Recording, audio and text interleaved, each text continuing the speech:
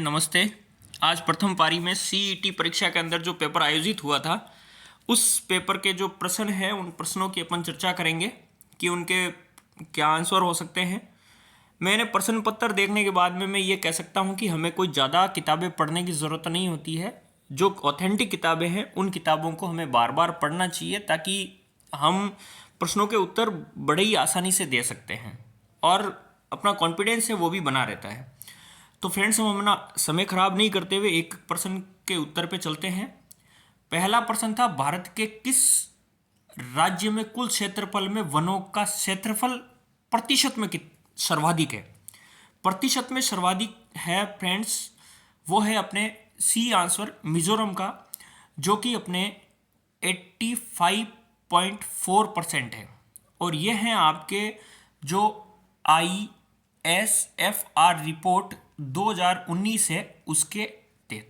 हालांकि इससे ज़्यादा अपने लक्षद्वीप का है जो पर वो यूनियन टेरिटरी के अंदर आता है, उसका उल्लेख इस आंसर में भी नहीं कर रखा है, इसलिए अपना जो सही उत्तर होगा वो होगा सी। अगला प्रश्न है, पाक स्ट्रीट कहाँ पे स्थित है? तो पाक स्ट्रीट अपने सी आंसर है भारत और श्रीलंका के मध्य। तीसरा प्रश्न है अपने कि इनसेप्टिसोल मृदा कहाँ पाई जाती है? तो वो इनसेप्टिसोल मृदा पाई जाती है डी, यानी कि पाली, भीलवाड़ा और सिरोही क्षेत्र के अंदर इनसेप्टिसोल मृदा पाई जाती है। अगला प्रश्न है, शेरगढ़ वन्य जीव अभ्यारण्य किस जिले में स्थित है? तो शेरगढ़ वन्य जीव अभ्यारण्य 12, यानी कि बी आंसर इसका सही होगा। अगला अपना प्रश्न है, इसरदा बांध परियोजना किन जिलों में निर्मित किया गया है?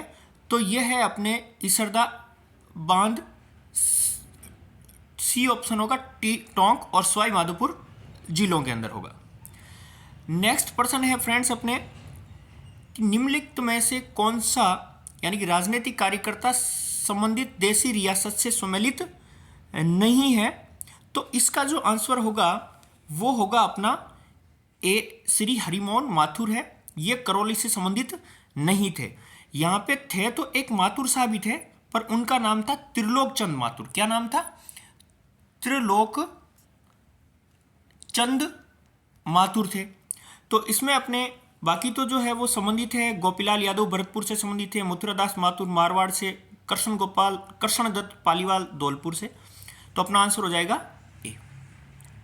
नेक्स्ट प्रश्न है अपना, निम्नांकित में से कौन सा स्थलाकृति अवस्थित सही सुमेलित नहीं है?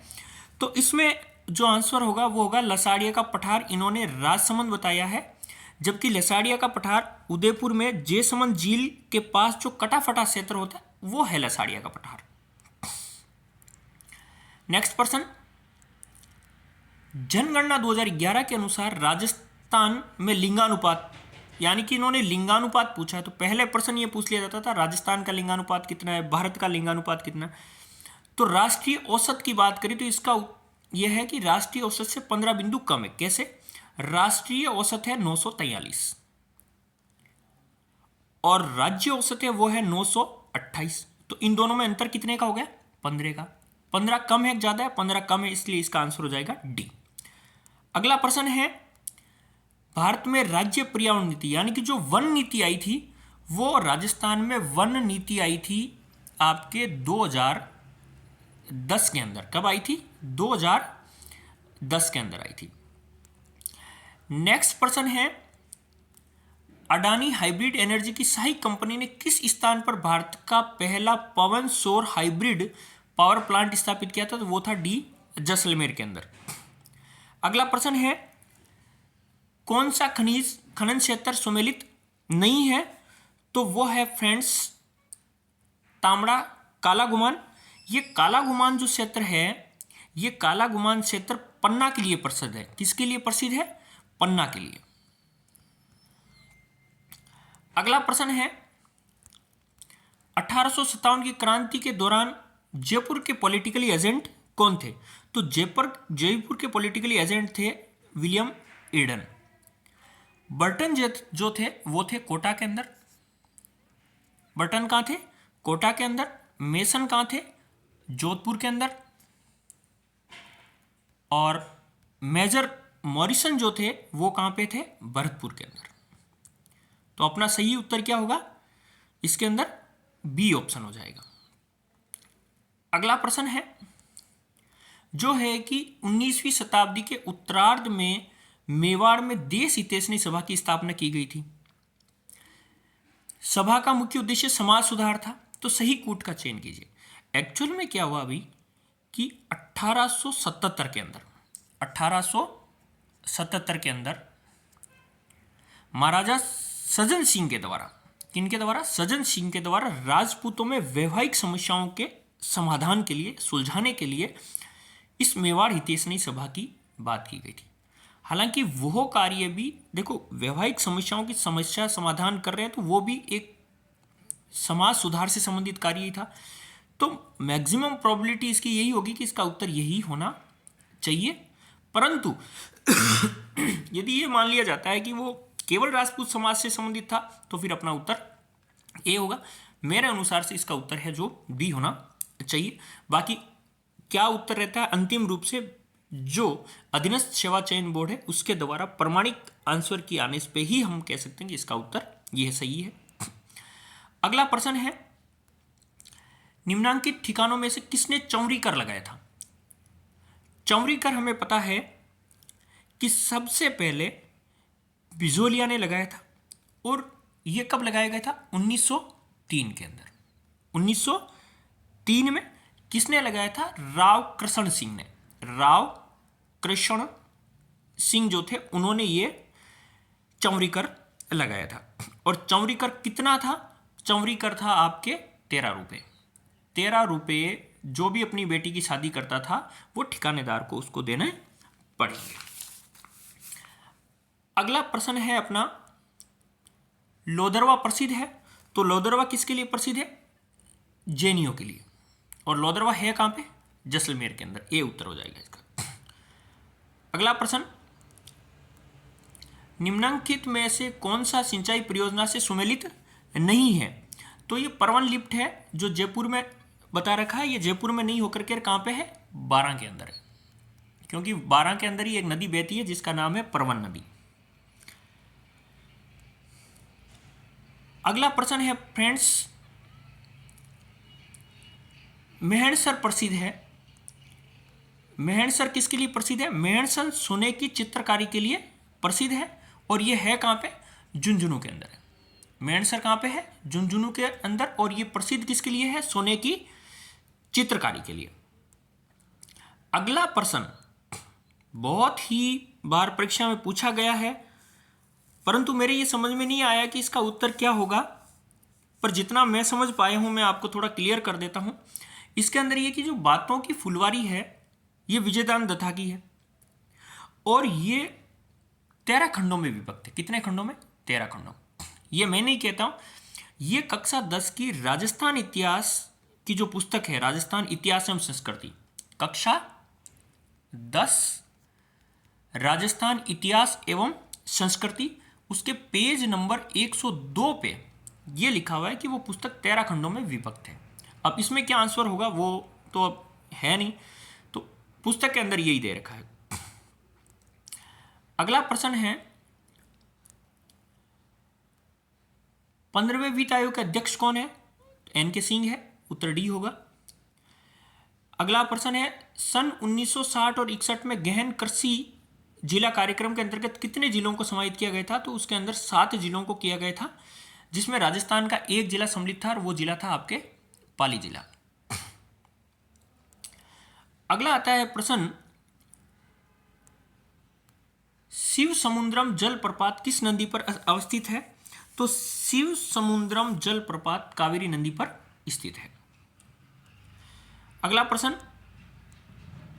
राजस्थान के राज्यपाल पदेन कुलापति होते हैं। तो राजस्थान के राज्यपाल पदेन कुलापति होते हैं राजस्थान के समस्त राज्य विश्वविद्यालयों के। अगला प्रश्न खस की घास मुख्य रूप से राजस्थान में पाई जाती है। तो खस की घास मुख्य रूप से भरतपुर और टोंक वन विभाग में होती है, जो वन क्षेत्र है उसके अंदर ये पाई जाती है।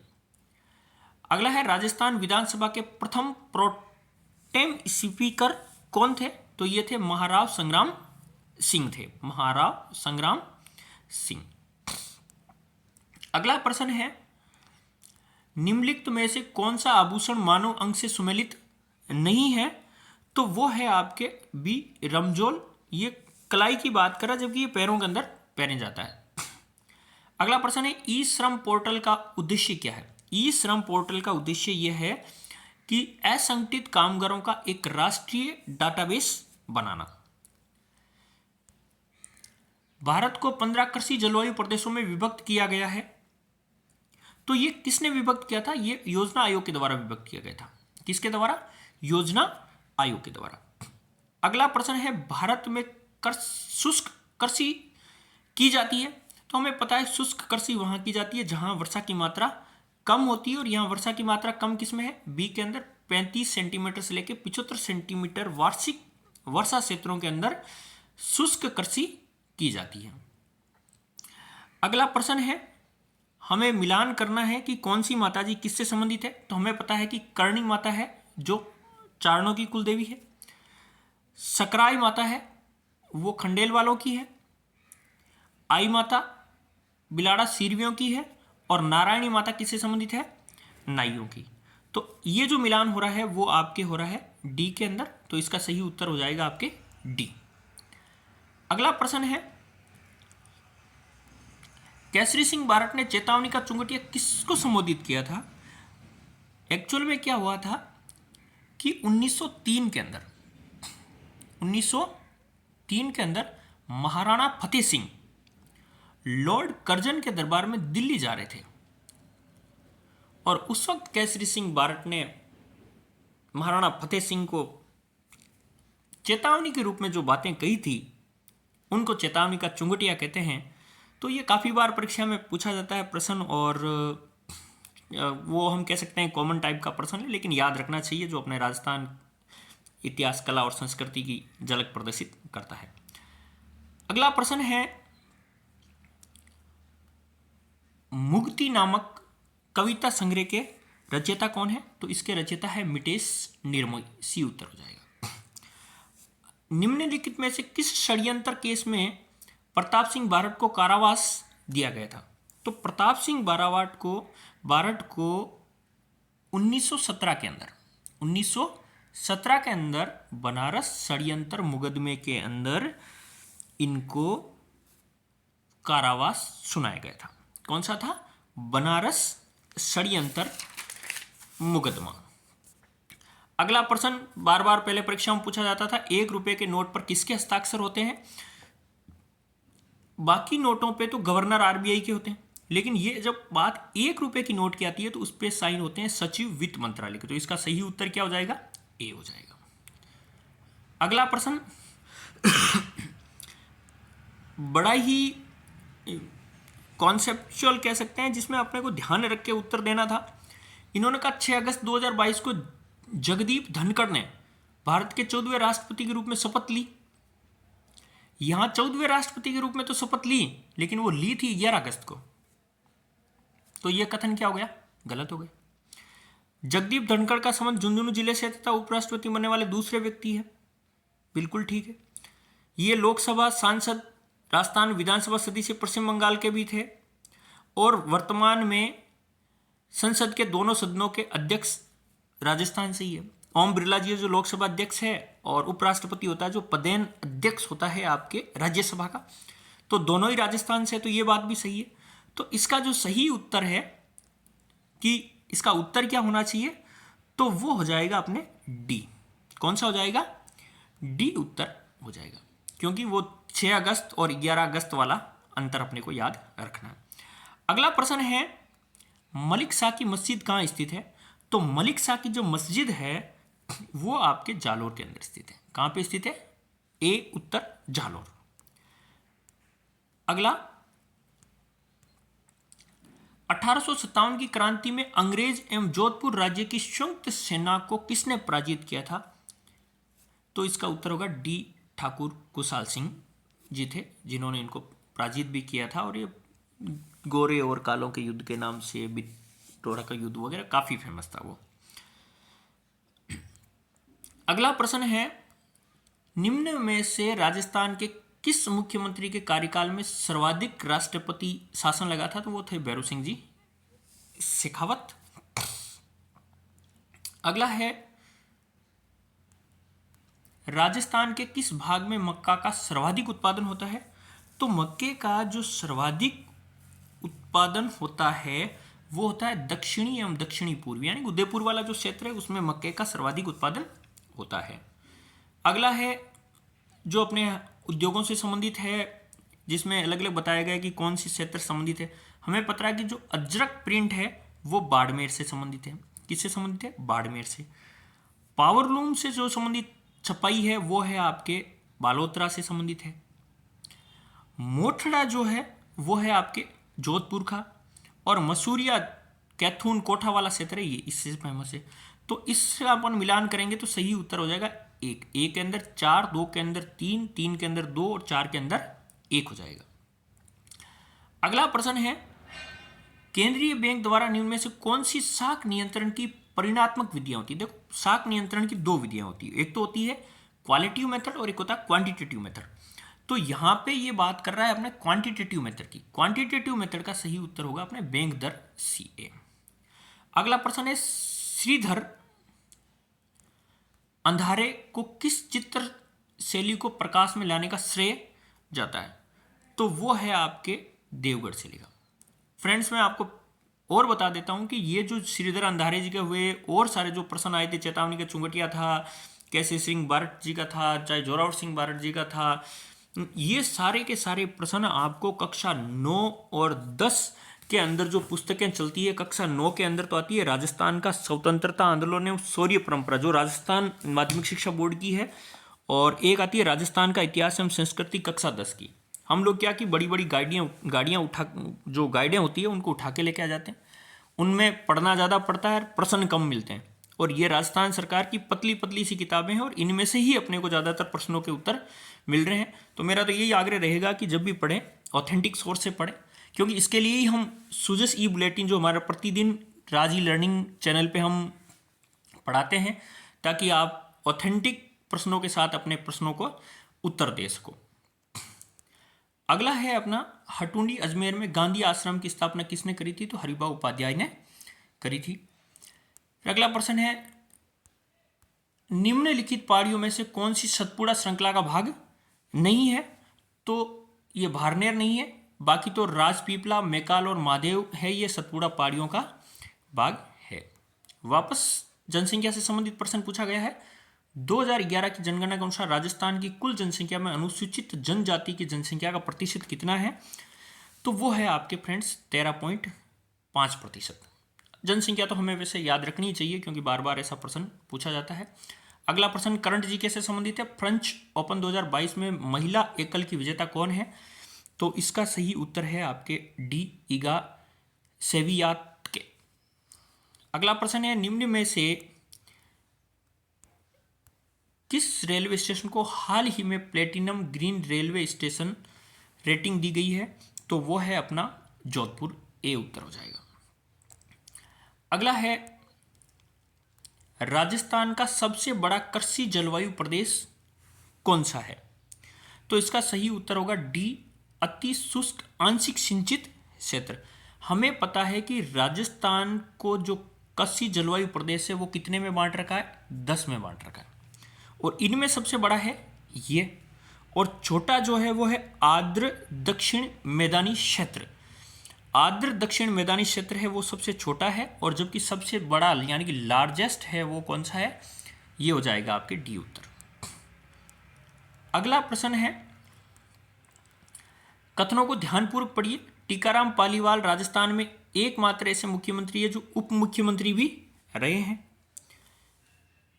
तो उप मुख्यमंत्री रह करके जो मुख्यमंत्री बने थे वो टीकाराम जी पालीवाल थे, जो 1952 से 1954 तक रहे थे।